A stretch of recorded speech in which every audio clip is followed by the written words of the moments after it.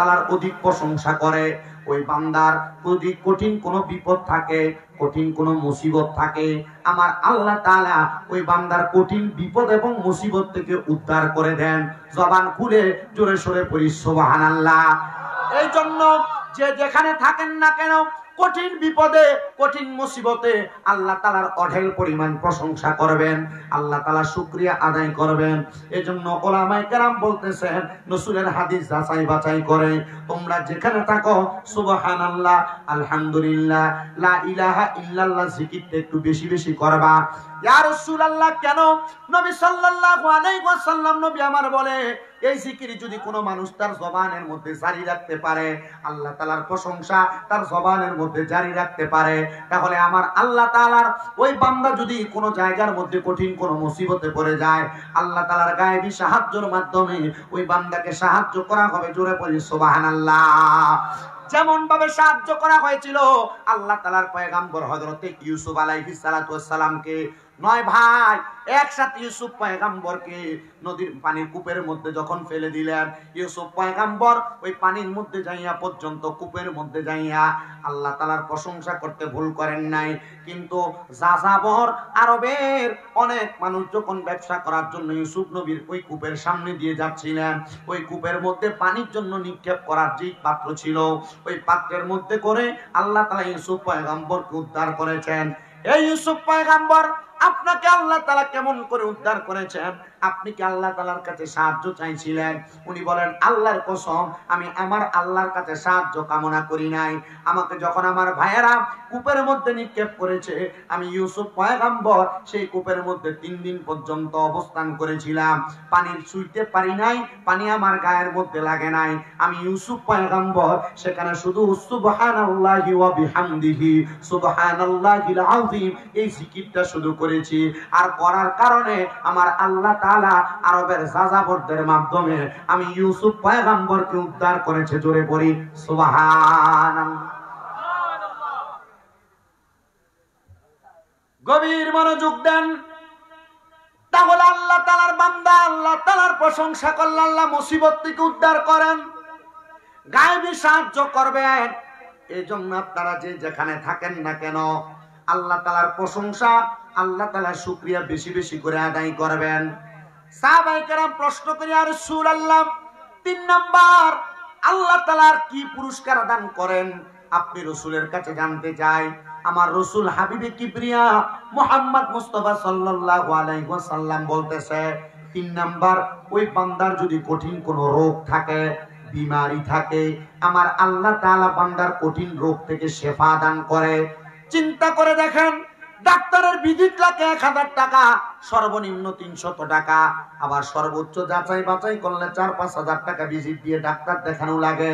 কিন্তু আল্লাহর কোন বান্দা যদি আল্লাহ তাআলার প্রশংসা করে, আল্লাহ তাআলা শুকরিয়া আদায় করে, আল্লাহ তাআলা গায়েবী ভাবে বান্দার কঠিন রোগ থেকে শিফা দান করে দেয়।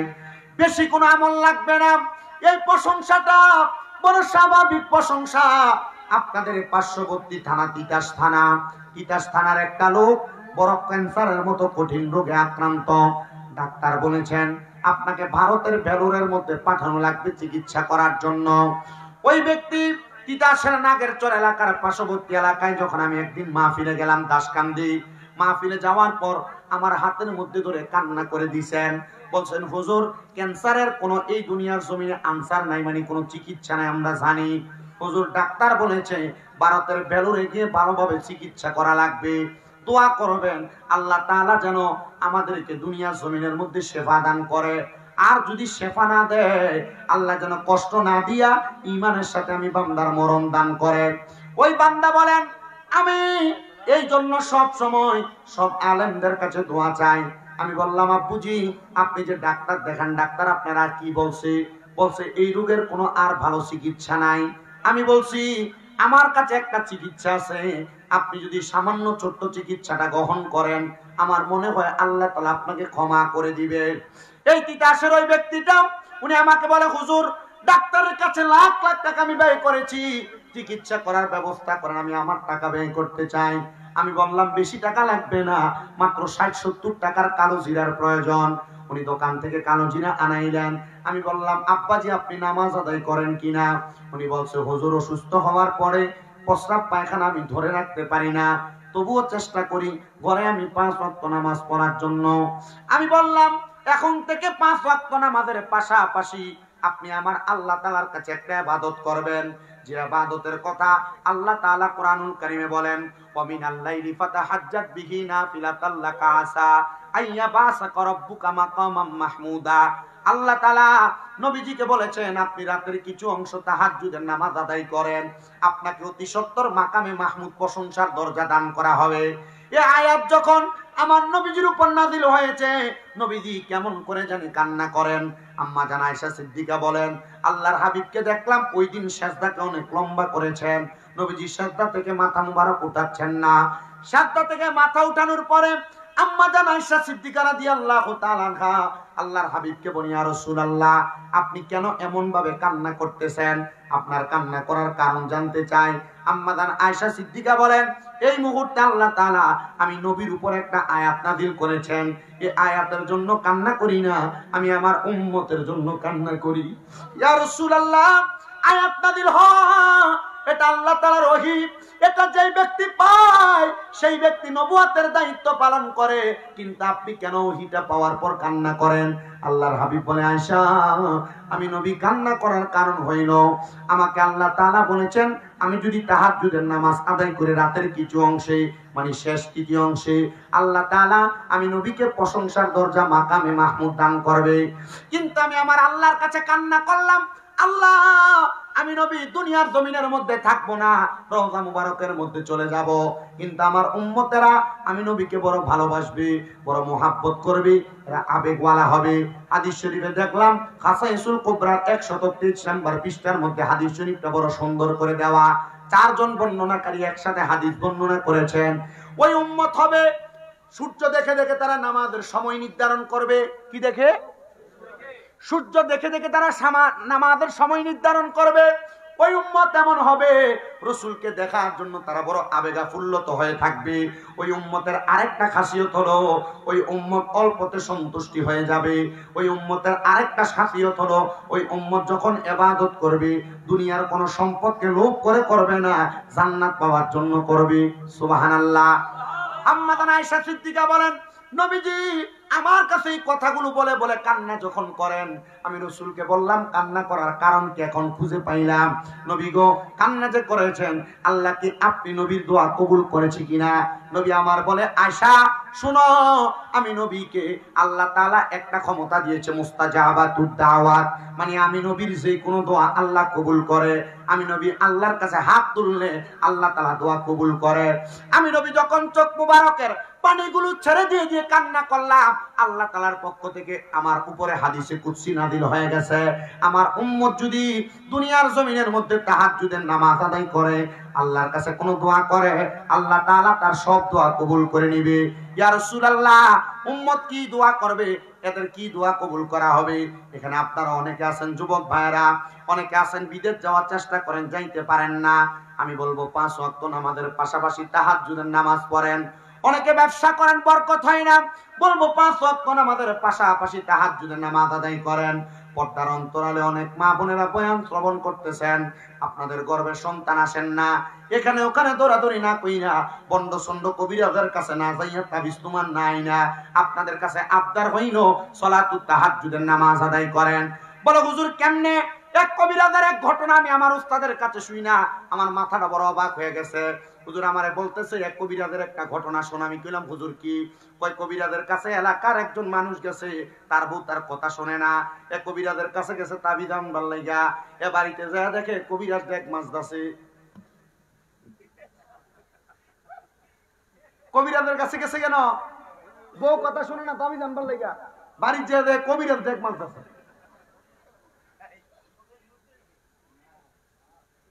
বর্তমান জামানায় এমন কোন ভালো কবিরাজ নাই যে আল্লাহর কোরআন দিয়ে চিকিৎসা করবে, কোরআনিক চিকিৎসা। এই জন্য আমি আপনাদেরকে বলি, আল্লাহর হাবিব সাল্লাল্লাহু আলাইহি ওয়াসাল্লাম নবীর ঘোষণা, যদি তোমরা আল্লাহ তাআলার কাছ থেকে গায়েবী ভাবে সাহায্য পাইতে চাও তাহলে ইবাদতের নাম সালাতুত তাহাজ্জুদের নামাজ। অনেকে চিন্তা করে, হুজুর 5 ওয়াক্ত নামাজ হইতো পড়ি না, আমরা তাহাজ্জুদ পড়বাম কেমনে? আমি আপনাদের কাছে হযরত আব্দুল হক মুহাদ্দিস দেহলভী রাহমাতুল্লাহ আলাইহির একটা ওয়াকিয়া শোনাইবো, কারগুজারি শোনাইবো। আমার বয়ান যখন শুরু করব তখন, বয়ান কিন্তু এখনো শুরু হইছে না। আপনারা কি কষ্ট করে একটু বসতে রাজি আছেন? শেষ পর্যন্ত থাকবেন ইনশাআল্লাহ? হ্যাঁ, এই মুরব্বি আব্বা সাবধান, এটার বইতে কর দরকারও নাই। তারা দাঁড়ায় দাঁড়ায় ওয়াজ শুনুক। আমি একবার এর আগে কইয়ে দিছি, দ্বিতীয়বার আর বলবো না। তারা যারা দাঁড়ায় শুনতে মন চায় দাঁড়ায় শুনবে, অসুবিধা নাই। কারণ খিচুড়ি খাওয়াই না মানুষ, কিও তো লাগবো। কি কোন আপনারা? আল্লাহ কবুল যেন করে, আমিন করেন। তাহলে নামাজটার নাম সালাতুত তাহাজ্জুদ। মা বোনদেরকে বলবেন এই নামাজ যেন পড়ে, রোগের শিফার জন্য, কঠিন বিমার থেকে উদ্ধার হওয়ার জন্য। এবার ওই তিতাসের যে ব্যক্তি, ওনাকে আমি বললাম আপনি কালো জিরা, যেই কালো জিরা মরণ ছাড়া সব রোগের ওষুধ, মরণ ছাড়া সব রোগের ওষুধ। আমি সূরা ফাতিহা 7 বার পরে কালো জিরার মধ্যে ফুঁক দিয়ে বললাম, এখন থেকে কালো জিরার মধ্যে অনেকগুলো কালো জিরা মিক্স করে করে আপনি আহার করবেন, আর আপনি সালাতুত তাহাজ্জুদের নামাজ পড়বেন 3 মাস। উনি বলেন আমি নামাজ আদায় করতে লাগলাম। মাত্র 1.5 মাস পরে ঢাকা ল্যাবেট হসপিটালের মধ্যে গেছেন ডাক্তার দেখানোর জন্য আল্লাহর বান্দা। উনি বলেন ডাক্তারকে আমি যখন দেখাইলাম, আমাকে 3টা পরীক্ষা দিল। পরীক্ষা দেওয়ার পরে আমি পরীক্ষার রেজাল্ট গুলো ডাক্তারকে দেখানোর পর ডাক্তার বলে, কোন ডাক্তার দেখাইছেন? আপনার তো এখন আর কোনো রোগ ধরা পড়তেছে না। ওই ব্যক্তি বলে, হুজুর আমি আল্লাহু আকবার বলে ওই হসপিটালের ডাক্তারের চেম্বারের মধ্যে একটা চিৎকার দিলাম। চিৎকার দেওয়ার সাথে সাথে পুরা হসপিটালের মনে হয় মানুষগুলো আমার সামনে চলে আসছে। আমি যখন চিৎকার দিলাম, ওই ডাক্তারকে বললাম, এ ডাক্তার আমি অন্য কোনো চিকিৎসা নেই নাই, দুনিয়ার কোনো ডাক্তারের চিকিৎসা নেই নাই। আমি 5 ওয়াক্ত সালাতের পাশাপাশি সালাতুত তাহাজ্জুদের নামাজ আদায় করেছি, আর সেজদার মধ্যে কান্না করেছি, আর আমি আল্লাহর রাসূলের দেওয়া চিকিৎসার ওষুধ কালো জিরা ভক্ষণ করেছি। আমার আল্লাহ তাআলা আমাকে গায়েবী ভাবে আমার রোগ থেকে শিফা দান করেছে। ওই ব্যক্তি বলে, আল্লাহর কসম, আমার যত সম্পদ আছে আমি আমার সম্পদের মায়া ত্যাগ করেছিলাম, আমি আমার সন্তান স্ত্রী পুত্র নাতি নাতকুরের মায়া ত্যাগ করেছিলাম, কিন্তু আমার আল্লাহ তাআলা আমাকে এমন জীবন দান করেছে আমার আর কষ্ট করার প্রয়োজন নাই, আমি আর কষ্ট করতে চাই না। আমি আমার সন্তানকে বলেছি, তোমাদের যেহেতু কুয়েতের মধ্যে ব্যবসা আছে তোমরা ব্যবসা করো, আমি আব্বা আর কোনো কাজকর্ম করতে চাই না। আমি আব্বার এখন একটাই কাজ, আমি আমার মনিবের গোলামি করব।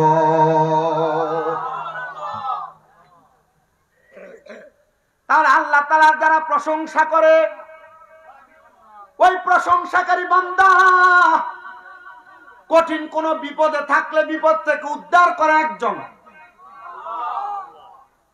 কঠিন কোন রোগ থাকলে রোগ থেকে শিফা দান করে একজন। 10টা নিয়ামত বললাম, 3টা নিয়ামতের কথা। হায়াত বৃদ্ধি করেন, মুসিবত থেকে উদ্ধার করেন, রোগ মুক্তি করেন। 4 নাম্বার, ওই বান্দার যদি কামাই রুজি না থাকে আল্লাহ তাআলা রিজিকের মধ্যে বরকত দান করে। কিসে দেয়? ইবাদতের কারণে রিজিকে বরকত দান করেন, আল্লাহর প্রশংসা করার কারণে রিজিকে বরকত দান করে। অনেক বেডারা, অনেক মহিলারা এদের কামাই নাই, এরা আফসুস আফসুস করে।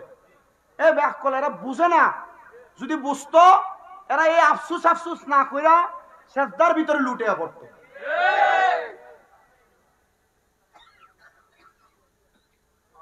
আমি সবার কাছে আবদার করব, ব্যবসা করেন বরকত হয় না, চাকরি করেন প্রমোশন হয় না, বিদেশ যাওয়ার চেষ্টা করেন যাইতে পারেন না, কঠিন রোগ মুক্তি পাচ্ছেন না, অনেক ডাক্তার দেখাইছেন কাজ হচ্ছে না, আল্লাহ তাআলার ইবাদতে, আল্লাহ তাআলার প্রশংসায় মনোযোগী হন, গায়েবী ভাবে আপনি আপনার সব সমস্যার সমাধান পেয়ে যাবেন।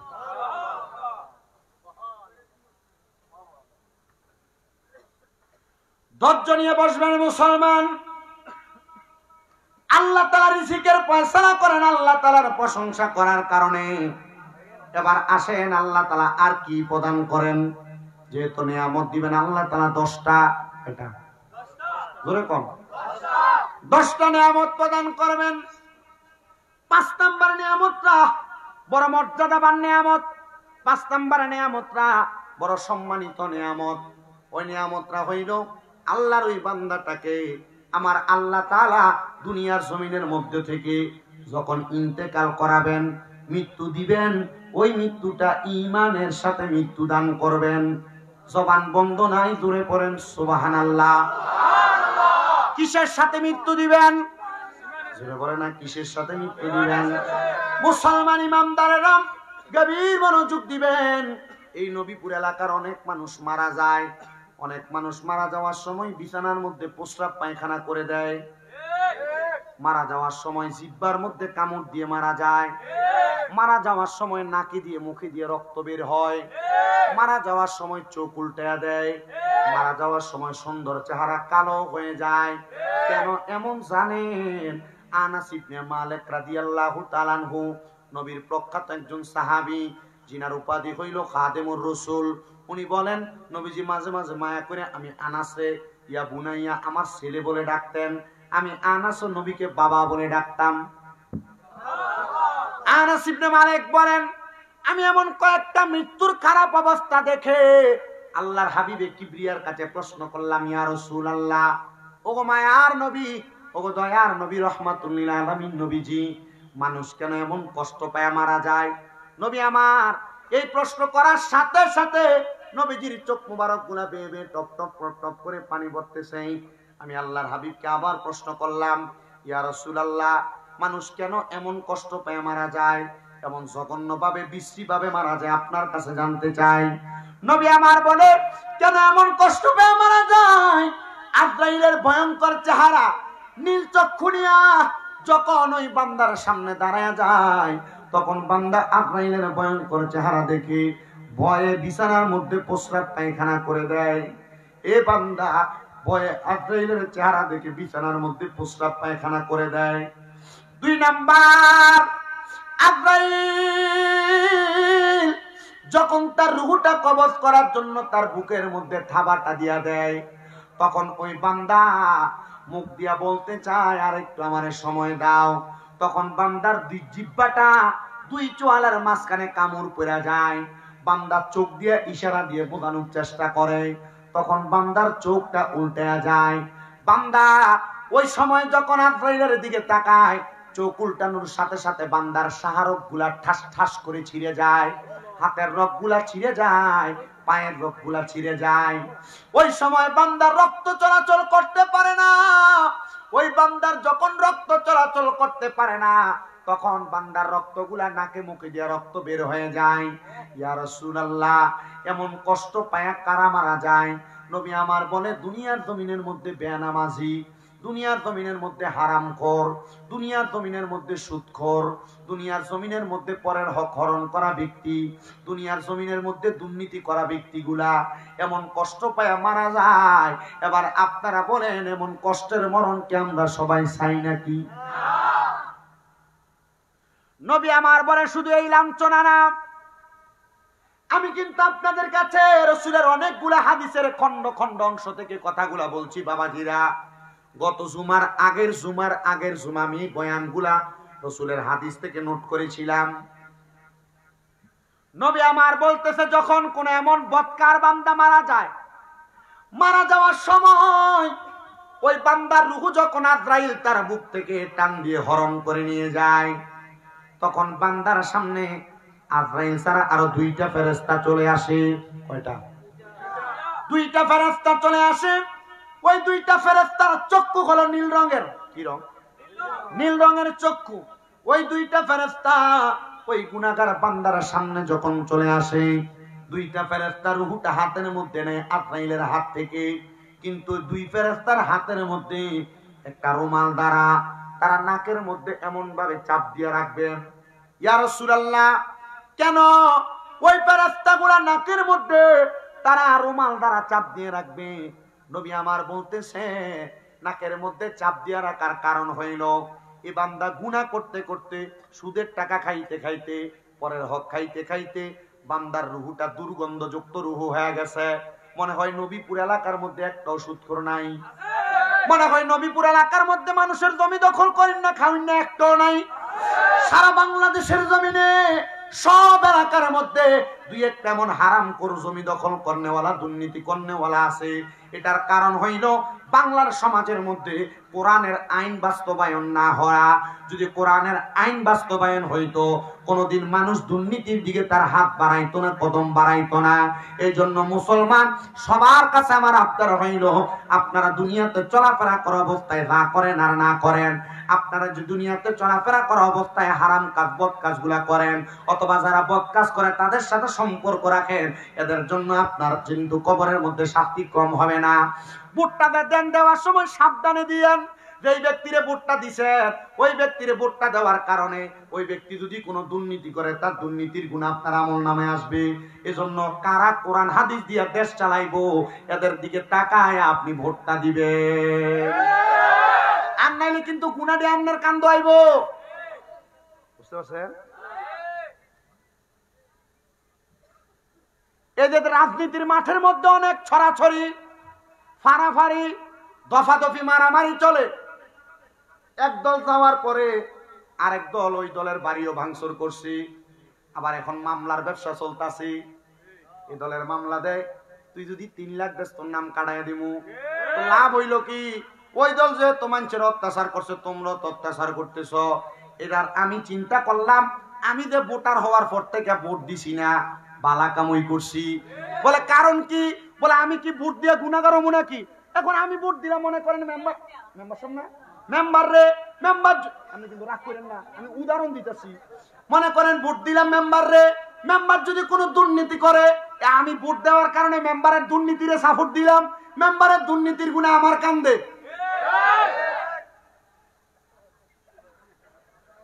আবার মেম্বার যদি কোনো ভালো কাজ করে, ভালো কাজের সওয়াব আমার উপরে।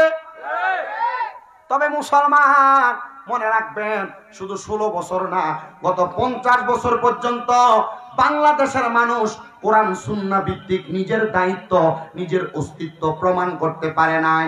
যদি প্রমাণ করতে চান, আল্লাহর কোরআন রাসূলের হাদিস ভিত্তিক সমাজ পরিচালনা, রাষ্ট্র পরিচালনার দায়িত্ব গ্রহণ করা লাগবে। কথা কোন ঠিক কিনা? আমি আল্লাহর কাছে নামাজ পড়ে দোয়া করছি, আল্লাহ এখন তো ইন্টারনি সরকার, তত্ত্বাবধায়ক সরকার, বাংলাদেশের প্রখ্যাত জায়গাগুলো এখন খালি আছে। আল্লাহ এই জায়গাগুলোর মধ্যে তুমি আর কোনো জালেম রে বসাইও না। আল্লাহ এই জায়গাগুলোর মধ্যে কোনো দুষ্ট লোক রে বসাইও না, কোনো দুর্নীতিবাজ রে বসাইও না, কোনো এলাকার বাদ লোক রে বসাইও না। আল্লাহ এই জায়গাগুলোর মধ্যে কোরআন সুন্নাহ দিয়ে যারা দেশ চালাইবে এমন কয়েকটা লোক বসাইও। আমি শুধু দোয়া করছি, আল্লাহ যেন এই দোয়াটা কবুল করে। জোরে কোন আমিন। এটা আপনি কষ্ট পাইতেই থাকবেন দুনিয়ার সমাজে যতদিন বাঁচবেন। এই কষ্টের উপর আপনার জীবন চলবে। এই কষ্টের সাথে আপনি যদি জিহাদ করে মুজাহিদ হয়ে বাঁচতে পারেন, আপনার জিন্দেগি হবে মুজাহিদ হিসেবে কবরের জিন্দেগিটা জান্নাতের জিন্দেগি বানিয়ে কবরে যাইতে পারবেন। আল্লাহ যেন আমাদের সেই সফলতার জিন্দেগি দান করে পড়েন, আমিন।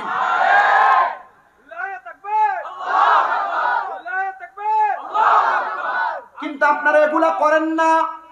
আপনারা 100 টাকার কাছে বেচা হন, 100 টাকার কাছে বেচা হন। আপনারা 1 কাপ চায়ের কাছে বিক্রি হন। আপনারা ভোটের আগের রাত্রে 200, 300, 500 টাকা ভাগ করে এটার কাছে বিক্রি হন। এবার আপনি যে এটার কাছে বিক্রি হইলেন, তো বেটা তো আপনার কাছ থেকে ভোটটা টাকা দিয়ে কিনা নিছে। আপনার এলাকার উন্নয়ন পাইবেন আপনি কই থেকে? বেটা তো আপনারা টাকা দিছে, টাকা তোলা লাগতো না।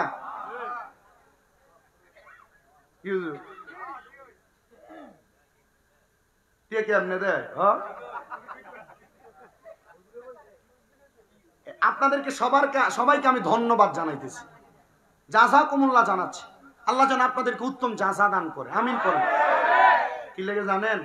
আপনারা যে এত ধৈর্যের সাথে সবাই বইছেন, এটাই তো আমার কপাল বেশি ভালা।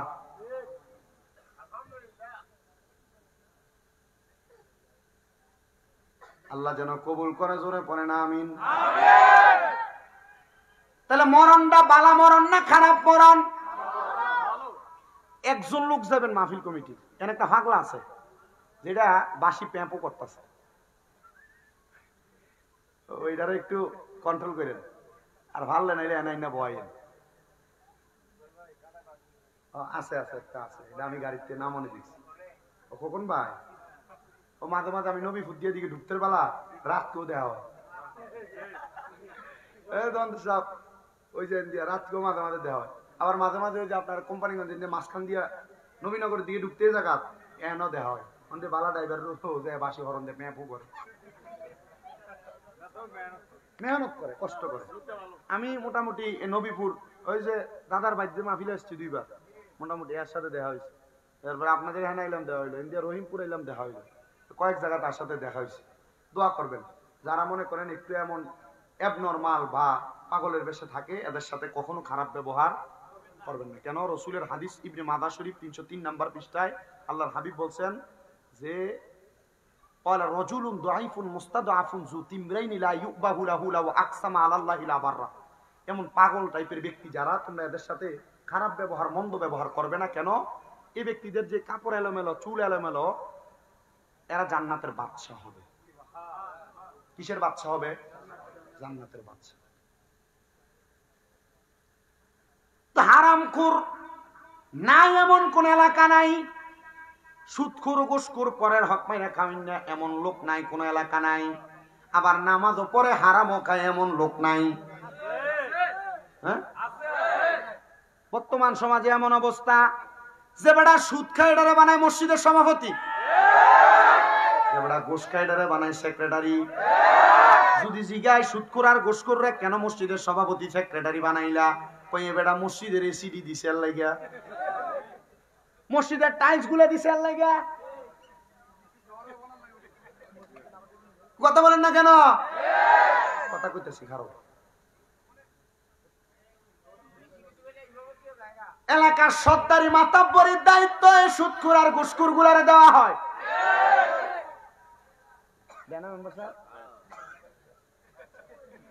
এদের এলাকার মধ্যে প্রভাব ভালো, কিন্তু কবরের ভিতরে এমন ফিরে ফিটবো, কাঁচা বাঁশের গুঁড়া দিয়ে বাইরেব। এই বাড়িটার নাম হলো আযাবুন শাদীদ, যন্ত্রণাদায়ক শাস্তি। কারণ মোর কিল্লা বাঁশ দিয়ে বাইরে এলে তার আড্ডি দিয়ে শক্ত, মানুষের হক খায় একে আড্ডি শক্ত বানাইছে, বাঁশ ভেঙে যাবো গা। কাঁচা বাঁশের গুঁড়া হইলে গিরাটি কাছাকাছি থাকবো, বাড়িটা দিলে একটু সাইড তার বাড়িটা লাগবো। এই শাস্তির নাম হলো আযাবুন শাদীদ।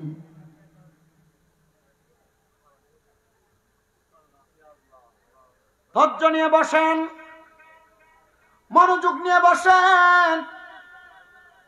বয়ান যে জায়গায় এই ব্যক্তিগুলো কবরে যাওয়ার পর এরার মরার আগ থেকে গজব শুরু হয়ে জায়গা। কোন সময় থেকে? দেখবেন আপনি রিক্সা চালাইতেছেন, আপনি কামাই করেন দৈনিক মাত্র 300, 400, 500, কিন্তু 1 লাখে প্রতি বছরে পায় 30,000। এমন কয়েক লাখ টাকায় সাইলা রাখছে, এ মোটামুটি যা আসে দিয়ে তার সংসার চলে যাবে। কিন্তু দুঃখের বিষয়, এ প্রতি মাসে প্রতি সপ্তাহে থেরাপি, এই চিকিৎসা, ওই পরীক্ষা, ওই পরীক্ষা, ডাক্তার দেখাইতে যাইতে এর টাকা সব হিন্দিয়া জায়গা।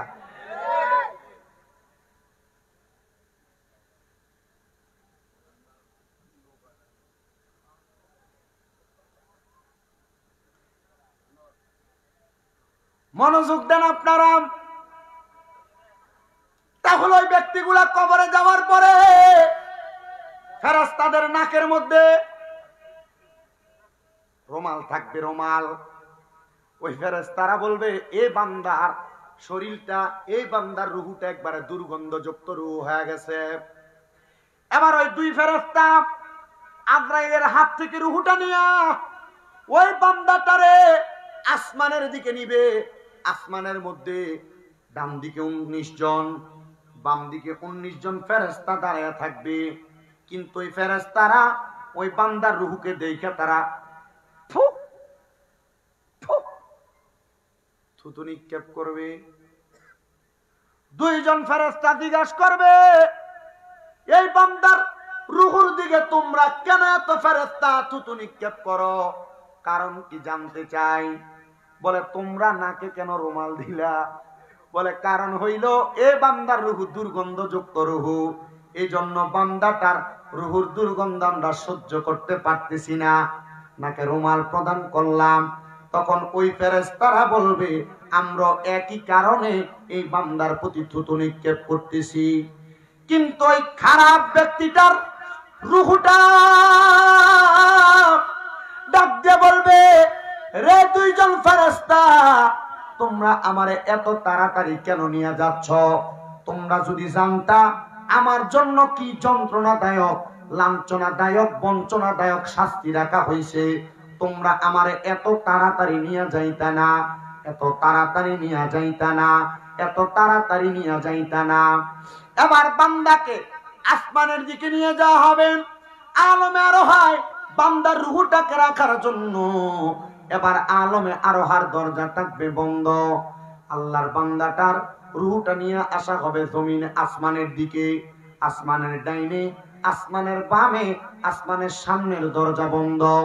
আসমানের পেছনে একটা অংশ থাকবে, যে অংশটা দিয়ে বলা হবে বান্দাকে জাহান্নামের মধ্যে প্রবেশ করাও। বান্দা যখন জাহান্নামে যাবে, জাহান্নামের আগুনের রং হবে তিনটা। এক নাম্বার লাল, যে আগুন আমরা চুলার মধ্যে দেখতে পাই। দুই নাম্বার সাদা, তিন নাম্বার কালো।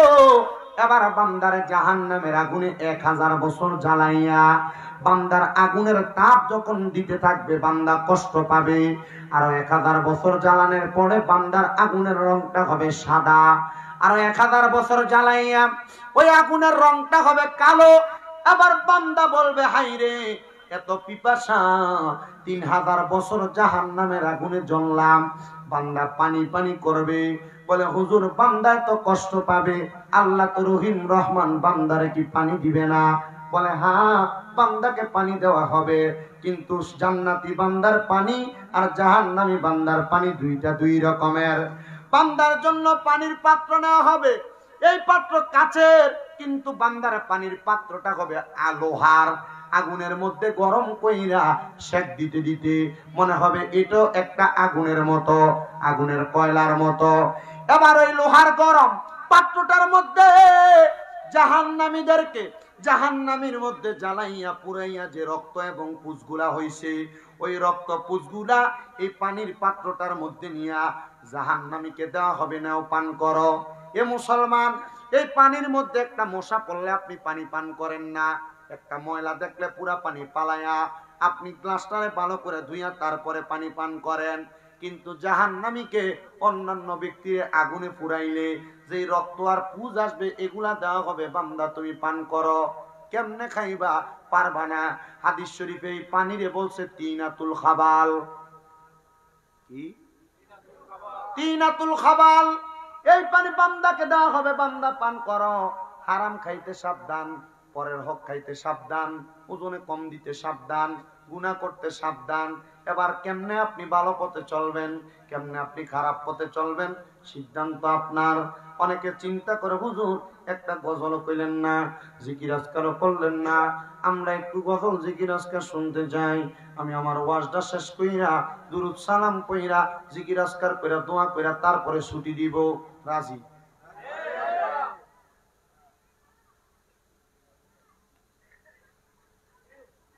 তো বান্দা জাহান্নামের মধ্যে, তো এটা তো ইমানি মরণ না, কারণ ইমানদার তো কষ্ট পেয়ে মারা যাবে না।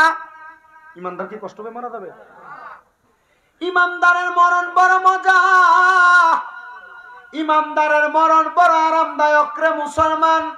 হে মুরাদনগরের নবীপুরের মানুষ, শুনে নেন, শুনে নেন, আপনাদেরকে আমি জানানোর চেষ্টা করতেছি। ইমানদার যখন মারা যাবে, ইমানদার মারা যাওয়ার আগে আল্লাহ তাআলা ইমানদারের কাছে দুইটা ফেরেশতা প্রেরণ করবে। কয়টা? জোরে কোন কয়টা? একটা ফেরেশতা ইমানদার বান্দার কাছে আইসা হাতের মধ্যে জান্নাতে আপেল নিয়ে আসবে, সুবহানাল্লাহ। আরেকটা ফেরেশতা জান্নাতের মেশক আম্বরের আতর নিয়ে ইমানদার বান্দার নাকের কাছে বসবে, আরেকটা ফেরেশতা বান্দার মাথার কাছে বসবে। ও বন্ধু, আপেলওয়ালা ফেরেশতারা মাথার কাছে বইসা ইমানদার বান্দার মাথার মধ্যে হাতটা বুলিয়ে দিবে।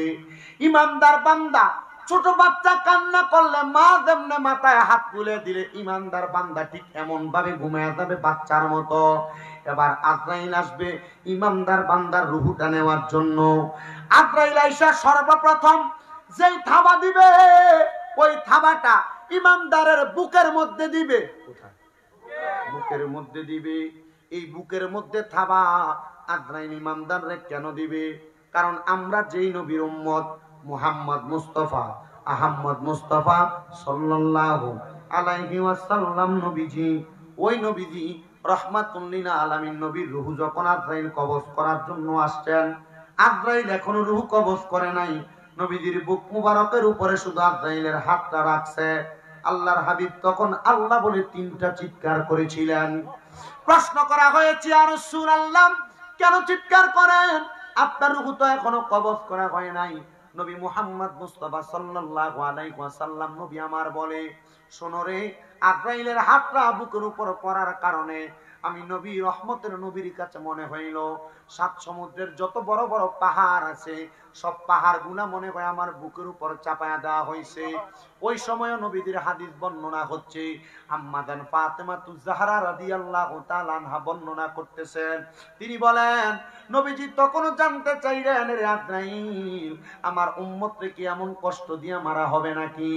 উম্মতকে কি এত আঘাত দিয়ে মারা হবে নাকি? ইয়া রাসূলুল্লাহ, উম্মত যদি আপনার দেখানো পথ, আপনার দেখানো মত মোতাবেক চলাফেরা না করে আপনার উম্মত কেমন কষ্ট দেয়া হবে? নবী আমার বলেছিলেন, আজরাইল আমার সব উম্মতের কষ্ট আমি নবীরে দাও, তবে আমার উম্মতের এত কষ্ট দিও না, আমার উম্মত এত কষ্ট সহ্য করতে পারবে না। তখন আল্লাহ তাআলা ঘোষণা করেছে, হাবিব আপনি আপনার উম্মতদেরকে জানিয়ে দেন, আপনার উম্মত যদি ঈমানওয়ালা হয়, ঈমানের দৌলতে ধনী হয়, আপনার উম্মত যদি আমলওয়ালা হয়, আমলে তার জীবনটার সুন্দর করে সাজায়, তাহলে তার এমন কষ্ট পাওয়া লাগবে না, কষ্ট পাওয়া লাগবে না, সে মুমিন হয়ে মারা যাবে। এবার আজরাইল ইমানদারের বুকের মধ্যে যখন আক্রমণ চালাইবো, বুকের সামনে দিয়ে আরো 2 জন ফেরেশতা আগমন করবে। এ আজরাইল ইমানদার বান্দার বুক দিয়ে তো রূহ কবজ করা যাবে না, কারণ ইমানদার বান্দার বুকের মধ্যে সদা সর্বদা আল্লাহ রাসূলের মুহাব্বত ছিল। এবার নবীপুর পশ্চিম পাড়ার মাহফিলের মানুষ আপনারা বলেন, আমরা সবার অন্তরের মধ্যে আল্লাহ রাসূলের মুহাব্বত আছে না নাই? মুহাব্বত আছে ঠিকই বলছেন, কিন্তু নামাজের দিক দিয়া নাই। হারাম কাজ, বদ কাজ যা হয় আমরা মানুষকে দিয়া হয়। আল্লাহ যেন এমন কাজ থেকে আমরা হেফাজত করে, আমিন কোন। একজনও বলতে পারবে না আমার গুনাহ নাই, একজনও বলতে পারবে না আমার কোনো বদ কাজ নাই, আমার কোনো গুনাহ নাই। কিন্তু কয়েকদিন আগে একজন তরুণ আলেমের একটা ভিডিও দেখলাম। পূর্বের একজন এমপি মহাদয়, যিনার নাম কাদের সিদ্দিকী, এ মাইকের সামনে কইতাছে আমার কোনো গুনাহই নাই, আমি কোনো পাপই করি নাই, আমি কোনো গুনাহই করি নাই। আর যেই ব্যক্তি এই কথা ডাইরেক্ট বলে আমি কোনো গুনাহ করি নাই, এই ব্যক্তির মুখের দাড়ি ফোম শেভ করা। তো আপনারা বুঝেন, যে ব্যক্তির দাড়ি ফোম শেভ করা এটা গুনাহ করে নাই, মুখ দিয়া বাসায় বাসায় কয়, কিন্তু ছায়া দেখেন রাতের নাইট ক্লাবের ভিতরে বুড়া ডিজে বেরিয়ে তুলে নাচে।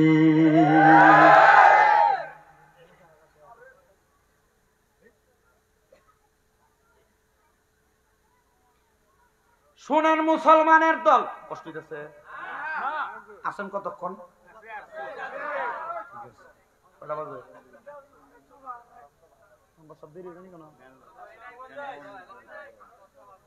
কটা বাজে? আর আধা ঘন্টা বল।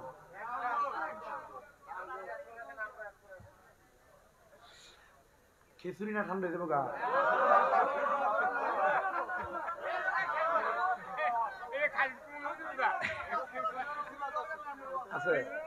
ওই দেখ শেষ। আল্লাহ যেন সবাইকে কবুল করে, আমিন কর। আব্বা আমি বইলা দিই আবার শেষ বেলা, আপনারা যদি কষ্ট হয়, আপনারা মোটামুটি ওয়াজ দূর করছি, কারণ এখন মুমিনের মজা। বেঈমানি করলে আর খারাপ কাজ করলে, মন্দ কাজ করলে কি কষ্ট পাইবেন, মূল যে ওয়াজ এটা করে লাইছি। ইমানদারের ইমানের মজা যেটা, এটা আপনারা না হলো চলবে, হেডিরে ভয় করে যদি আমল করেন শেষ, ঠিক আছে না? ওয়াজ এনে ইমানদারের মজার কথা কন লাগে, কারণ অনকালার বেরিয়ে ইমানের মজার কথা পাইবে দূরের কথা, কোম্পানি গজ বাজারটা হাউরিয়ে লাগে। কি কথা কন না করে? ইমানের মজা বেড়ানো কইতেছি আমরা, বেড়া আবার এত ভালো না। আমরা লবণ আনতে দেরি হইলে লবণ পানির গ্লাস মেলা আমার থুতা বেরিয়ে।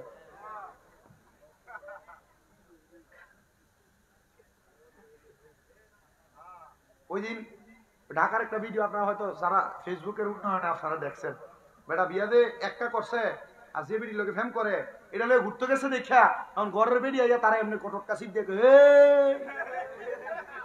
আমরা বেটারা আমরা কই বালা ঘরে বউ রেখে জিনাবে বিচার করে, এই কথা বলেন না কেন? আমরা বেটারাও যে এত ভালো এটার গ্যারান্টি আমরা দিতে পারবো না।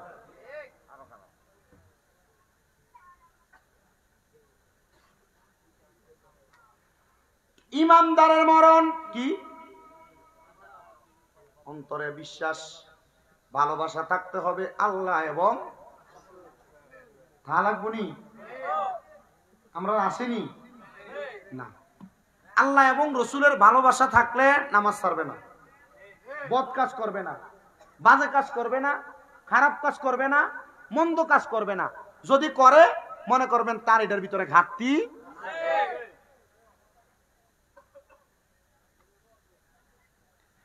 আল্লাহর হাবিব সাল্লাল্লাহু আলাইহি ওয়াসাল্লামকে আনাস ইবনে মালিক প্রশ্ন করি, ইয়া রাসূলুল্লাহ, তাইলে আপনি বলেন কোন ইমানদারের মৃত্যুবরণ যখন করবে আজরাইল তো বুক দিয়ে রুহটা নিতে পারবে না, তাইলে আজরাইল কেমনে রুহ নিবে? এবার বলতেছে আজরাইলের দ্বিতীয় কর্মযোগ্য হবে ইমানদারের চেহারা বরাবর, কারণ এটা ওয়া আহসানি সুরাত, এই চেহারা দিয়া বান্দা অনেক কিছু করে, ঠিক কিনা?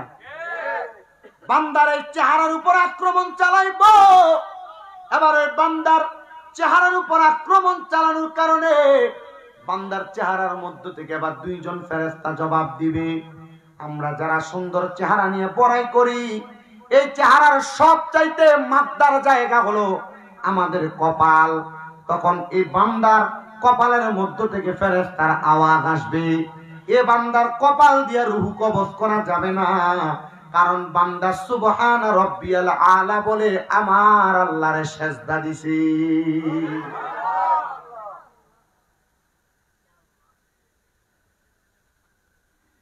এবার আজরাইল এবার কর্মযজ্ঞ চালাইবে বান্দার ডান দিকে। ডান দিকে যখন আক্রমণ করবে, এবার ডান দিক থেকে আওয়াজ আসবে, রে আজরাইল, এই বান্দার রূহ তো ডান দিক দিয়ে কবজ করা যাবে না। বলে কেন? কারণ বান্দার দান সদকা বেশি, এই জন্য বান্দার ডান দিক দিয়ে রূহ বাহির করা যাবে না। বান্দার বাম দিকে আক্রমণ চালানো হবে, ওই বান্দার বাম দিক থেকে আওয়াজ আসবে, রে আজরাইল, আমরা হইলাম বান্দার পিতা মাতার খিদমত, বান্দার বাম দিক দিয়ে তুমি রূহ বাহির করতে পারবে না। নবী আমার বলতেছে আজরাইল আল্লাহ তাআলার কাছে যাইয়াম ফরিয়াদ জানাইবে, আল্লাহ এই বান্দার রূহ তো কবজ করা যায় না। এবার আজরাইলকে আল্লাহ তাআলা আদেশ প্রদান করবে, এ আজরাইল, যেই ব্যক্তি মুমিন, যেই ব্যক্তি ইমানদার, সে কখনো কালেমা পড়া ছাড়া মরবে না। বান্দা যেহেতু ঘুমায়, কিছুক্ষণ পরে বান্দা ঘুম থেকে জাগ্রত হবে, কালেমা পড়বে, বান্দার তখন রূহটা তুমি কবজ করে নিয়ে আসবা। এবার ওই বান্দার কাছে ফেরেশতা আসছিল কয়টা? একজন ফেরেশতা মাথার কাছে, আর একজন ফেরেশতা নাকের কাছে। নাকের কাছের ফেরেশতার কাছে মেশক আম্বরের আতর, ওই আতরটার সুঘ্রাণ যখন বান্দার নাকের কাছে ছাইরা দিবে, বান্দা সুঘ্রাণ পাইয়া ঘুম থেকে জাগ্রত হয়ে যাবে। ঘুম থেকে জাগ্রত হওয়ার পর মাথার কাছের ফেরেশতা জান্নাতে আপেলটা বান্দার সামনে যখন ধরবে, ওই বান্দা আপেলের দিকে তাকাইব, কারণ জান্নাতের প্রত্যেকটা জায়গায় জায়গায় কালিমা তাইয়্যিবা লেখা। বান্দা তখন পড়বে কালিমা তাইয়্যিবা, লা ইলাহা ইল্লাল্লাহু মুহাম্মাদুর রাসূলুল্লাহ। আওয়াজ হয় নাই? জবান খুলে পড়েন, লা ইলাহা ইল্লাল্লাহু মুহাম্মাদুর। এখন অনেকে জবানকে বোবার মতো করে রাখছে, মুহাব্বতে পড়েন, লা ইলাহা ইল্লাল্লাহু মুহাম্মাদুর রাসূলুল্লাহ সাল্লাল্লাহু আলাইহি ওয়াসাল্লাম। আজরাইল ওই সময় ইমানদার মুমিন বান্দার সামনে হাজিরি থাকবে। মুমিন বান্দার জবান দিয়ে যখন বাতাস বের হবে তখন আজরাইল নিমিষে মুমিন বান্দার রূহ কবজ করে নিয়ে যাবে। এই মুমিন বান্দার রূহ নেওয়ার পর আজরাইল ফেরেশতা ওই মুমিন বান্দার রূহটা নিয়ে যখন উপরের দিকে যাইতে লাগবে, আমরা এলাকায় একটা মাছ আছে যে মাছটা হাতে ধরলে পিছলে ফিরে জায়গা, নাম কি? হ্যাঁ, ইমানদার মুমিনের রূহ এমন ভাবে আজরাইলের হাতে থাকবে না। কি বলে? আজরাইলের হাতে যখন মুমিনের রূহ থাকবে না, ওই মুমিন বান্দাটা, ইমানদার বান্দার রূহটা আজরাইল হাতের মধ্যে নিয়ে আল্লাহর কাছে ফরিয়াদ করবে, রাখবো কোথায়? যাহাবি ওয়াল ফিদ্দাত, স্বর্ণ এবং রূপা দুইটার সংমিশ্রণের একটা পাত্র নেওয়া হবে মুমিনের রূহ রাখার জন্য। মনে করেন এটা একটা পানির পাত্র, এটার মধ্যে পানি ছেড়ে দিলাম, একটা ট্যাপ, পানিটা এটা পুরার পরে ট্যাপ চলতেছে, পানি কি এখানে থাকবে না পড়বে? স্বর্ণ রূপার তৈরি ওই পানির পাত্রটার মধ্যে মুমিন বান্দার রূহ থাকবে না, রূহটা উতরে উতরে পড়বে। আল্লাহ তাআলা জানায় দিবে, এ বান্দার রূহটা কেন থাকে না জানো? কারণ আমি আল্লাহ ঘোষণা করেছি, ওয়ালা তাকুলু লিমান ইউকতালু ফি সাবিলিল্লাহি আমওয়াত বাল আহইয়াউ ওয়ালাকিন লা তাশউরুন। যারা মুমিন তারা মরে না, যারা নেককার তারা মরে না। বলে কেন তারা মরা না? কেন? আল্লাহ কয় বাল আহইয়াহুম, তারা জিন্দা, ওয়ালাকিন লা তাশউরুন। এদেরকে যারা মুর্দা বলে তারা নির্বোধ, তারা বোকা, এরা বুঝে না, বিদায় আল্লাহর নেককার বান্দাদেরকে এরা মরা বলে সাব্যস্ত করে।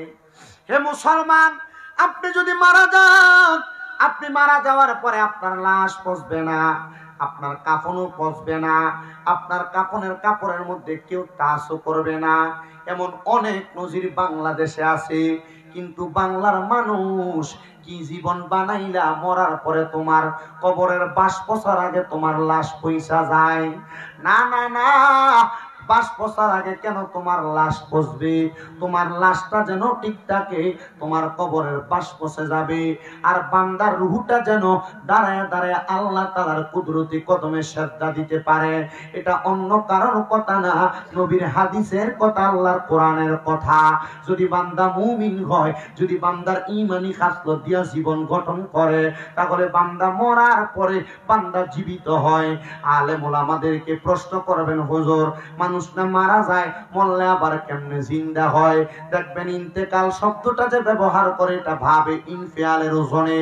এই শব্দটার অর্থ মরা না, এই শব্দটার অর্থ হচ্ছে জায়গা পরিবর্তন করা, স্থানান্তরিত হওয়া। বান্দা দুনিয়ার জীবন থেকে বান্দা কবরের জীবনে যায়, আরেকটা জীবন বান্দার শুরু হয়ে যায়।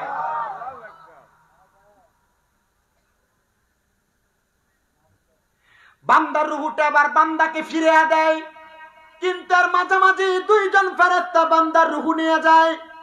দুইজন ফেরেশতা যখন মুমিন বান্দার রূহ আস্তে আস্তে নিয়ে যাবে, ওই দুইজন ফেরেশতাকে মুমিন বান্দার রূহ প্রশ্ন করবে, এ ফেরেশতা, এত আস্তে আস্তে কেন আমার রূহ নিয়ে যাচ্ছ? নিয়ে যাচ্ছি আর কি। বলে তুমি যদি জানতা আল্লাহ তাআলা আমার জন্য কত অসংখ্য রহমত বরকত রেডি করে রাখছে, তাহলে তুমি আমি বান্দার রূহ এত আস্তে নিতা না, আরো তাড়াতাড়ি নিয়ে যাইতা। এবার বান্দার রূহ নেওয়া হবে। ওই যে আসমানের দরজায় কয়জন ফেরেশতা বলছিলাম? 19 জন। কয়জন? 19 জন। বেঈমানরা তো ধিক্কার জিতে থুতু নিক্ষেপ করেছে, কিন্তু মুমিন বান্দারে দেখা এবার ফেরেশতারা বলবে, আহালান ওয়া সাহালান মারহাবান দুয়ুফুল্লাহ, আল্লাহর মেহমান, আপনাকে স্বাগতম, আপনাকে স্বাগতম, আপনি আসেন। স্বাগতম বানিয়ে জান্নাতে নিবে, জান্নাতে দুলহা সাজাইবে। বান্দা এমন নিয়ামত পাইবা, কিন্তু আমরা ওই নিয়ামত পাইতে চাই না। বাবারা, এই নিয়ামত হইল আল্লাহর কসম প্রশংসা যারা করে তারার জন্য, আল্লাহ তাআলার ইবাদত যারা করে তারার জন্য, আল্লাহ তাআলার ইবাদত আল্লাহ তাআলার প্রশংসা করা বান্দা। তাহলে 1 নাম্বার হায়াতে বরকত, 2 নাম্বার মুসিবত থেকে উদ্ধার, 3 নাম্বার অসুস্থতা থেকে মুক্তি, 4 নাম্বার রিজিক বৃদ্ধি, 5 নাম্বার ঈমানের সাথে মরণ বান্দা পায় গেল। 6 নাম্বার ওই বান্দা কবরের মধ্যে যখন রাখা হবে, ওই বান্দাটারে কবরে রাখার সময়, আপনাদের এলাকায় মানুষ মারা গেলে 3.5 হাত কবর হয় না? 3.5 হাত কবর হয়। ওই কবরে যখন মানুষকে শোয়ানো হয়, পুরুষ হইলে 3 কাপড়, নারী হইলে 5 কাপড়। কিন্তু আপনাদের এলাকায় কেউ মারা গেলে কবরের ভিতরে লেপ তোষক কম্বল দেয়নি।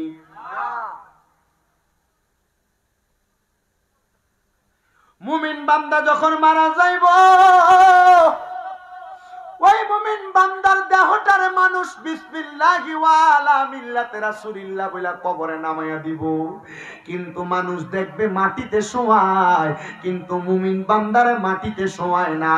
রহমতের 3 জন ফেরেশতা মুমিন বান্দার কবরে জান্নাতি বিছানা বিছায়া দেয়।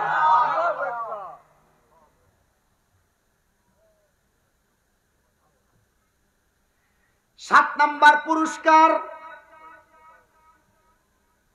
কবরের মধ্যে প্রশ্ন করা হয়। কন্যা কয়টা? মান রাব্বুকা ওয়া মান দীনুকা ওয়া মান হাযার রাসূল। এই 3 প্রশ্ন করা হবে। এই কবরে যাওয়ার পর আপনারে প্রশ্ন করবে মান রাব্বুকা, আপনি বলবেন রব্বি আল্লাহ, ওয়া মান দীনুকা বলবেন দীনি আল ইসলাম। যদি মুমিন হন, ওই কবরের মধ্যে প্রশ্নের জবাব দেওয়া লাগবে না। বলে বাবা কেন? কারণ মুমিনের চেহারা, মুমিনের দেহটা তখন নূরের আলোতে ঝলমল ঝলমল করতে থাকবে। তখন ফেরেশতারা বুঝবে এটা মুমিন, বেহিসাব জান্নাতি।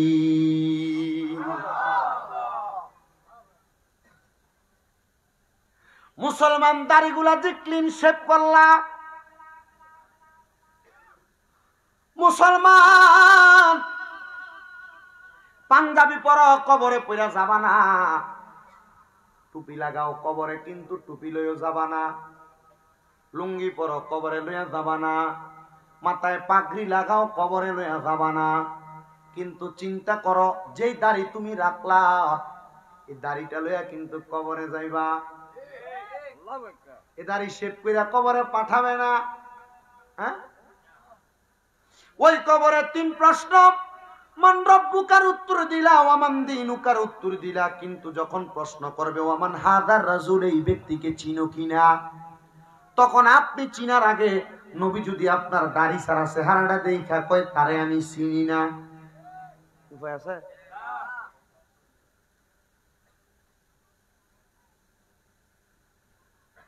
অনেক পুরুষেরা দাড়ি রাখতে চায় না, বউ পছন্দ করে না বিদায়। না পুরুষেরা শুনো, শরীরের আলাদা সেক্সুয়ালি যে পাওয়ার আছে, ওই পাওয়ার তুমি তোমার দাড়ির খুর দিয়া টান দেওয়ার কারণে পাওয়ার নষ্ট হয়ে যায়। এটা নবীর হাদিস যেমন বলে, বিজ্ঞান যাচাই করে তেমন বলে। কেন তুমি তোমার নিজের ক্ষতি করো?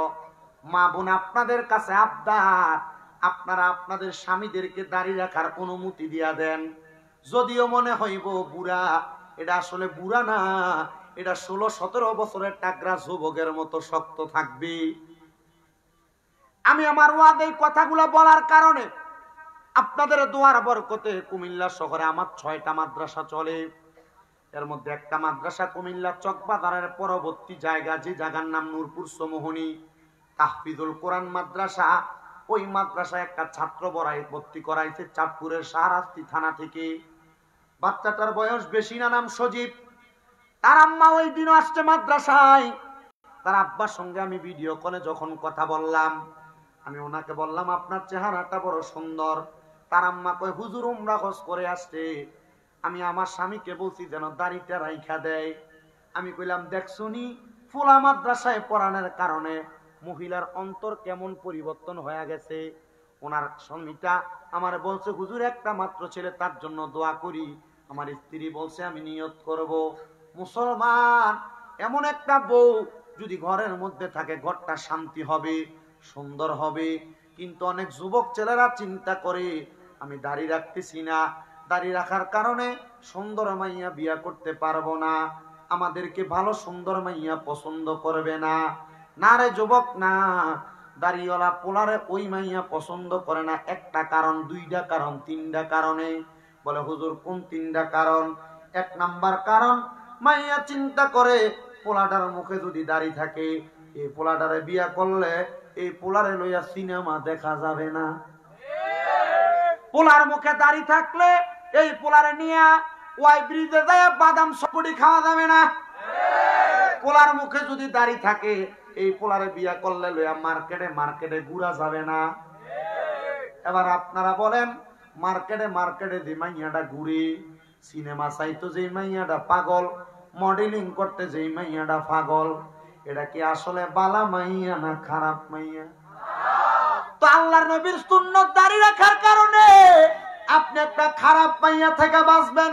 দাড়িওয়ালা ফুলারে তো পছন্দ করে ওই মাইয়া যেই মাইয়া আল্লাহর কোরআন নবীর হাদিসে ভালোবাসে, নামাজি মাইয়া, ইমানদার মাইয়া। আর দাড়ি ছাড়া ফুলারে পছন্দ করে এমন একটা কোন একটা মাইয়া। দাড়ি রাখবেন, নবীর সুন্নাত পালন করবেন, ওই কবরে নবী আপনারে পরিচয় দিবে। তখন কবরে আপনি নবীরে চিনা লাগবে না, তখন নবী বলবে আয় উম্মত আয়, আমি নবীর কুল মুবারকে আয়, আয় উম্মত আয়, আমি নবীর কুল মুবারকে আয়, আয় উম্মত আয়, আমি নবীর কুল মুবারকে আয়। তাহলে আপনার নূরানী চেহারার কারণে ওই কবরে আলো হবে। এটা হলো আপনার 7 নাম্বার পুরস্কার। ফেরেশতারা সওয়াল জবাব চাইবে না, এটা হলো আপনার 8 নাম্বার পুরস্কার। কিন্তু কবরের মধ্যে বড় মারাত্মক একটা জায়গা আছে, যেই জায়গাটার নাম হলো ফুলসেরাত। ওই ফুলসেরাতটা একটা চুলকে 70 ভাগ করলে যত চিকন, ফুলসেরাতের পুলটা তার চাইতে আরো বেশি বলে চিকন হবে। আর একটা চুলরে তো অন্ধকারে দেখা যায় না, এটারে 70 টুকরা করলে আবার কেমনে দেখা যাবে? নবী আমার কয় উম্মত শুনে নাও, শুনে নাও উম্মতের দলেরা, এই ফুলসেরাতটা কেউ পানি দিতে পারবে না। তবে যদি মুমিন হয়, আল্লাহর প্রশংসাকারী বান্দা হয়, ওই বান্দাটা চক্ষু বন্ধ করে ফুলসেরাত পানি দিতে পারবে। কিন্তু বেঈমানরা ফুলসেরাতের মধ্যে পাও রাখবে, বেআমলরা পাও রাখবে। ফুলসেরাতের নিচে থাকবে হাবিয়া নামক দুজক, ওই দুজকের মধ্যে বান্দা পড়ে যাবে। যদি মুমিন হয়, আল্লাহর প্রশংসাকারী বান্দা হয়, ওই বান্দাটা বিসমিল্লাহ বলে কদম রাখবে, আলহামদুলিল্লাহ বলে চক্ষু খুলে দেখবে। বান্দা বিজলি যেমন চমকায়, এমন চোখের পলকের মতো বান্দা ফুলসেরাত পার হয়ে গেছে।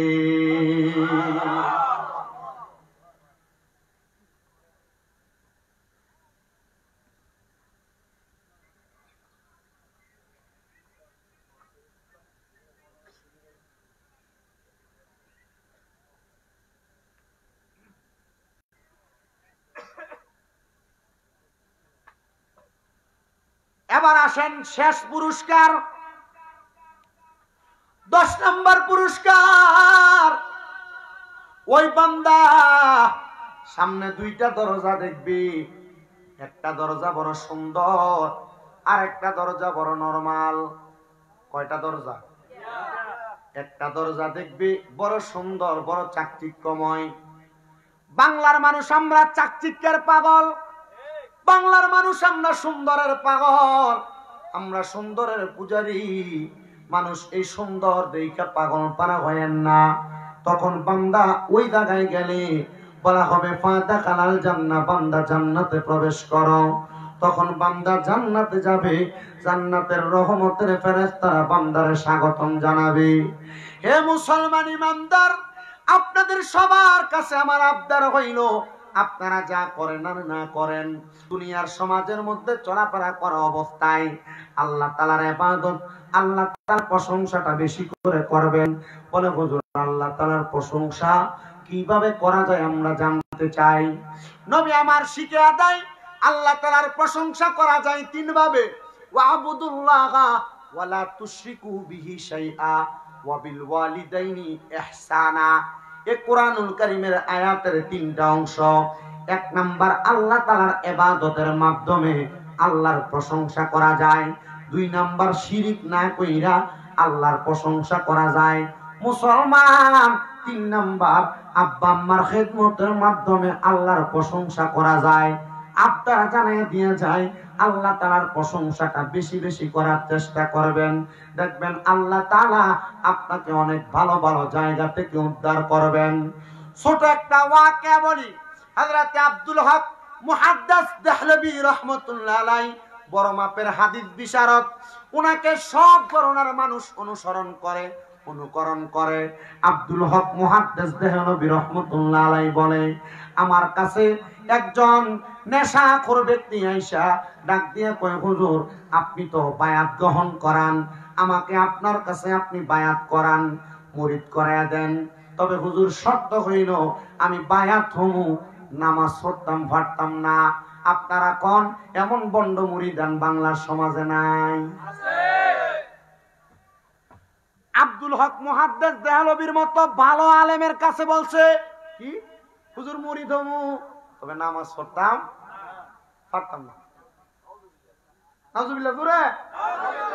হুজুর বলে, বাবা তবে শুনো, নামাজ পড়তে পারবা না, তুমি কি পারবা লা ইলাহা ইল্লাল্লাহর জিকিরটা তোমার কলবে রাখতে? হুজুর এটা চেষ্টা করা যায়, এটা চেষ্টা করা যায়। আজীবন নেশা করেছে, আজীবন বদকাজ করেছে। হুজুর চিন্তা করলেন যদি এখন আবার তারে মুরিদ না করায়, যদি পাগলামি করে, নেশা করে মানুষ কখন কি কইরা বয়ে থাকে। হুজুরকে আমি তারে ওয়াদা করাইলাম, সে নামাজ পড়বে না, তবে শর্ত দিলাম যদি এক ওয়াক্ত নামাজ পড়ে তাহলে তারে 5টা করে জুতার পিঠা দেওয়া হবে। নামাজ পড়লে কি পিঠা? অবাক করা বিষয় না? আব্দুল হক মুহাদ্দিস দেহলভীর কাছে বায়াত নিয়ে ওই ব্যক্তি চলে গেলেন। বায়াত শব্দের অর্থ মানে খালি মুরিদ হওয়া না, বায়াত শব্দের অর্থ হলো প্রতিজ্ঞাবদ্ধ হওয়া, ওয়াদাবদ্ধ হওয়া। আপনি ওয়াদা করবেন আর গুনাহ করবেন না, ওয়াদা করবেন আর খারাপ কাজ করবেন না, মন্দ কাজ করবেন না, নামাজ ছাড়বেন না, হালাল খাবেন, হারাম খাবেন না, রোজা রাখবেন, ইবাদত করবেন। কিন্তু আমরা বায়াত হইয়া বইয়া থাকি, নামাজের খবর নাই। সাবধান। আমার ওয়াজ থেকে যা শিক্ষা নেওয়ার একটু বুঝে নিবেন। আব্দুল হক মুহাদ্দিস দেহলভী বলেন, আমি তারে ভয়ে ভয়ে মুরিদ করাইলাম, বায়াত করে তারে বিদায় করে দিলাম। এবার তার স্ত্রী বর্ণনা করে, প্রত্যেক দিন আমার স্বামী নেশা কইরা বাড়িতে আসে, কিন্তু হুজুরের কাছ থেকে আস্তে আস্তে আমার স্বামী দেরি হওয়ার কারণে আর নেশা করে নাই। কিন্তু আমি দেখলাম আমার স্বামী আমার ঘরের মধ্যে আসতেছে আর পড়তেছে লা ইলাহা ইল্লাল্লাহ, লা ইলাহা ইল্লাল্লাহ, লা ইলাহা ইল্লাল্লাহ। মহিলা কয়, যে স্বামী নেশা করত এই স্বামী করে কি? আল্লাহর জিকির। আমি এই স্বামীরে দেখা অন্যদিন আচরণ ভালো করতাম না, কারণ নেশাখোর।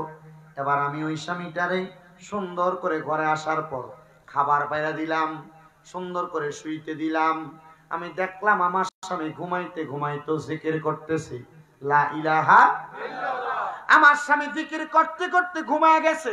ওই দিন রাত্রে আমি মহিলার আর আনন্দে ঘুম আসে না। আমি মহিলা চিন্তা করলাম, মনে হয় আমার দামে কোনো ভালো মানুষের সন্ধান পাইছে, ভালো ব্যক্তির সোহবতে গেছে, এজন্য মনে হয় আমার স্বামী আর নেশা করে না, আমার স্বামী আল্লাহ তাআলার জিকির করে। মহিলা বড় খুশি হয়ে গেছে। আর আমরা বেড়ারা টেনশনে পড়লে, মুসিবতে পড়লে যদি দৈনিক সিগারেট খাইতো 3টা, এবার টেনশনে পড়ার কারণে সিগারেট লাগে 1 প্যাকেট। বেটা বাড়িতে যাও, তোমার বউ যে তোমার মুখে সিগারেটের গন্ধ পাইয়া খাট থেকে লাঠি দিয়া ফালাইয়া দেন, এটা তোমার সৌভাগ্য। গুয়ের গন্ধর চাইতে দুর্গন্ধ, গুয়ের গন্ধর চাইতে দুর্গন্ধ।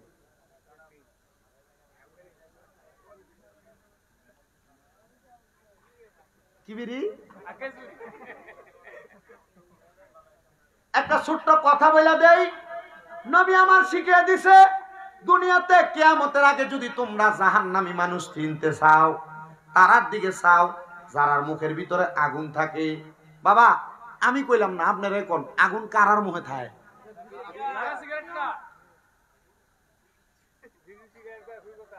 আরে সিগারেট কুট্টির একটা বাজি রুচি, এটি বাথরুমে বয়ে বয়ে সিগারেট খায়।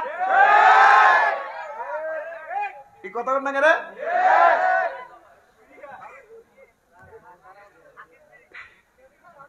আমি আপনাদেরকে বলি, এই অভ্যাসটা কি ভালো না খারাপ? এর একদিন কইয়ান বাথরুমে বইয়া সিগারেট খাও, এক লোকমা ভাত খাই তার মানে বাথরুমে বইয়া খাইবো?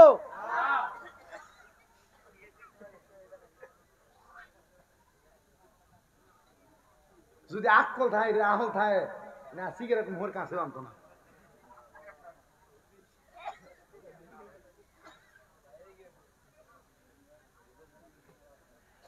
আর একটা কথা বলি, বর্তমানে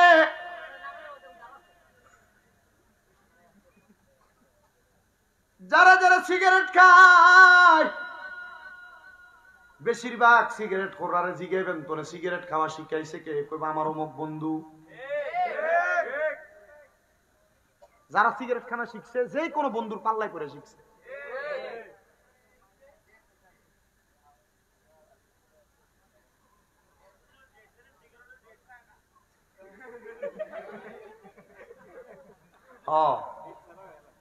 বাজারে রুটি কিনতে গেলে রুটির ডেট চায়, কিন্তু সিগারেটের ডেট চায়।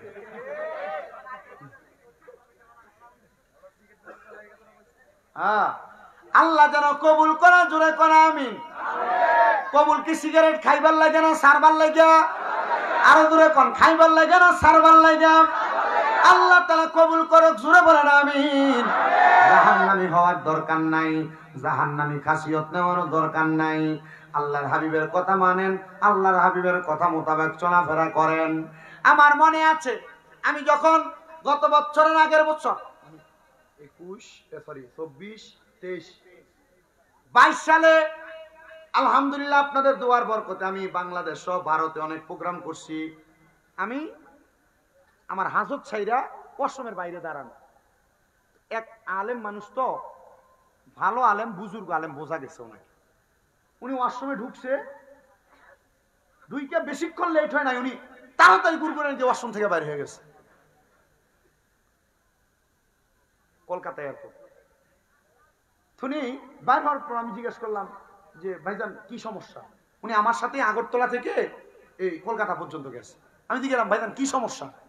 কই ভাইজান মনে হয় এখানে আগুন টাগুন ধরছে। তো এয়ারপোর্টের ওয়াশরুম তো এগুলার আপনার উপর দিয়ে কোনো কিছু নাই, মানে শুধু এবার ব্লক করা, মানুষ ওয়াশরুম করে। আমি বুঝতে পারছি ব্যাপারটা, নাকি দুর্গন্ধ আসছে। আমি কইলাম হুজুর এটা আগুন না, মনে হয় কোন সিগারেট ওয়ালা খানেওয়ালা এখানে সিগারেট খাচ্ছে। হে আমারে কইতেছে হুজুর এটা কিভাবে সম্ভব? এ ওয়াশরুমে বসে খাবার খায়? আমি বললাম এটা তো খানা না, আমি শুনছি কয়েকটা সিগারেট খোরের মুখের কথা, এই সিগারেট নাকি একটা খাইলে 4টা কবুতর খাইলে যে শক্তি হয়, সিগারেট খেলে সাথে বেশি শক্তি হয়। চিন্তা করছেন? আল্লাহ আপনারা বুঝার তৌফিক দান করুন, জোরে পড়েন আমিন। আরো জোরে পড়েন আমিন, মুহাব্বতের আওয়াজে পড়েন আমিন। তাহলে আল্লাহর ইবাদত কম না বেশি? মহিলা বলে আমি অবাক হয়ে গেলাম, আজকে যদি আপনারা সিগারেট কেনা ছেড়ে দেন, নেশা করা ছেড়ে দেন, আপনাদের বউ অবাক হয়ে যাবে। দেখবেন আদর আগের তুলনায় একটু বেশি হবে। কারণ কোনো মা বোন চায় না তাদের স্বামী সিগারেট খাক, বাদ কথা করুক, বাদ কাজ করুক। এবার আসেন ওই কথায়, মহিলা বলে আমি আর ঘুমাইলাম না। হঠাৎ করে রাত্র যখন মধ্যরাত, আমি দেখলাম আমার স্বামী ঘুম থেকে লাফ দিয়ে উঠছে, আর তার পুরা নাক আর মুখ পুরো একবারে ঘামাইয়া গেছে গা। আমি এমন অবস্থা দেখলাম, আমার স্বামীকে জিজ্ঞাসা করলাম, হে স্বামী আপনি কেন এভাবে ঘুম থেকে লাফ দিয়ে উঠলেন? আমার স্বামী আমাকে উত্তর দেয়, এই আমার স্ত্রী, আমি এভাবে ঘুম থেকে ওঠার কারণ হইল একটা, আমি ঘুমের মধ্যে একটা বড় দুঃস্বপ্ন দেখেছি। বলে কি দুঃস্বপ্ন? বলে স্বপ্ন